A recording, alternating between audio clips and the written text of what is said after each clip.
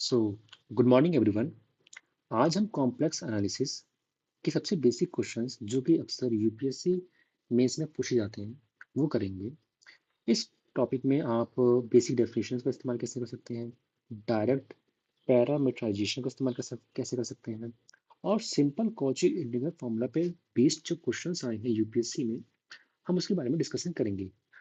ठीक है, तो सबसे पहला प्रॉब्लम लेते हैं जो कि कहता है कि integral over the complex real part of z square dz from 0 to 2 plus 4 iota, जहां पर y equal to x square given है, मतलब कि y equal to x square हमारा इस पाथ के अलाउंग हमें इसका इंटीग्रल करना है।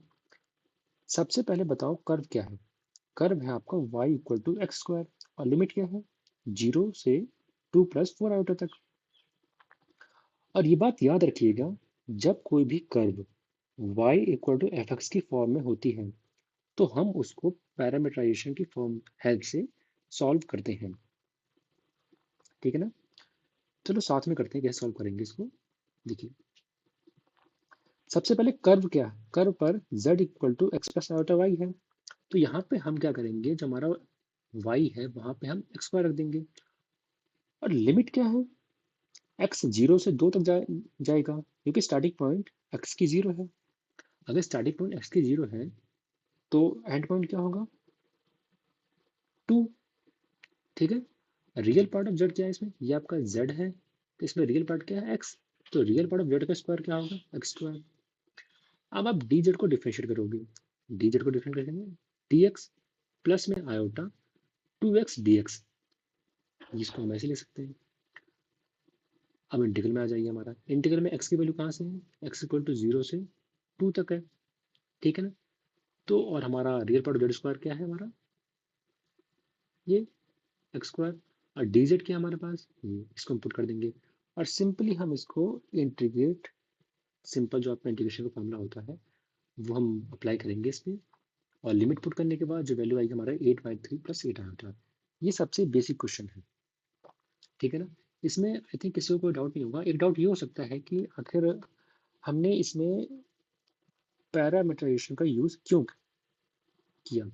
रीजन ये है कि जो रियल पार्ट ऑफ जेड होता है वो एनालिटिकल नहीं होता है, इसी वजह से हम पैरामीटराइजेशन का यूज करते हैं ताकि कोई भी इशू ना आए सॉल्व करने में। ठीक है, तो अब अगले क्वेश्चन, अब हम बात करते हैं जो कि क्वेश्चन आया था 2009 में कॉची इंटीग्रल फॉर्मूला के बेस पे। इसमें क्या गिवन है आपके पास, 2z plus 1 upon z square plus z d z by Cauchy integral formula where c equal to mod of z equal to 1/2। सबसे पहले डिनोमिनेटर को फैक्टर करो, तो ये क्या जाएगा आपके पास, z प्लस z ब्रैकेट में z प्लस 1। पोल्स क्या क्या है आपके, पोल्स हैं आपके z इक्वल टू 0 पे और z इक्वल टू -1 पे। इनमें से इनमें से कौन मॉड z इक्वल टू 0.5 के अंदर है, सिर्फ जीरो, क्योंकि -1 मॉड में वैल्यू लेंगे हम, वो वैल्यू 1 आएगी जो कि 1/2 से बड़ा है। तो सिर्फ z इक्वल टू 0 ही हमारा एक पे हम इसको सॉल्व करेंगे। तो हम कैसे लिखेंगे इसको, इसको लिखने का तरीका होता है, लिखेंगे हम 2z plus 1 upon z plus z plus 1 is equal to f z upon z, जहाँ पे एफ जेड क्या होगा हमारा 2z plus 1 upon z plus 1। क्योंकि z हमने यहाँ पे z क्यों लिखा है यहाँ पे, क्योंकि हमारा z इक्वल टू 0 पर ही पोल है।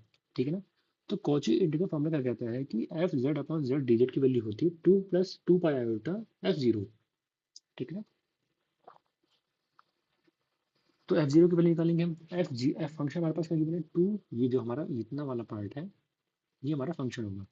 ठीक है ना, तो इस पे जो वैल्यू होगी हमारी होगी, एफ जीरो की वैल्यू क्या आएगी 1 आ जाएगी। हम इसे वैल्यू पुट कर देंगे तो आंसर आएगा हमारा 2 पाई आयोटा। ठीक है, ये बहुत ही सिंपल क्वेश्चन था और आप लोग समझ गए होंगे।